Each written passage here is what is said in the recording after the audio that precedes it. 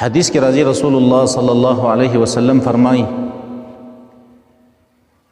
اذا صلت المرأة خمسها کله چې یو زنانه پنځه منځونه کوي او د پنځه منځونو حفاظت کوي او وصامت شهرها د رمضان د میاشتې روژې نیسي او دریم نمبر وحفظت فرجها د خپل عورت حفاظت کوي او څلورم نمبر واطاعت زوجها د خپل خاوند تابعداري د خپل خاوند حکم مني د هغې نافرماني نه کوي نو قیل له ادخل الجنه دې زنانه ته به وویلی شي جنت ته داخله شه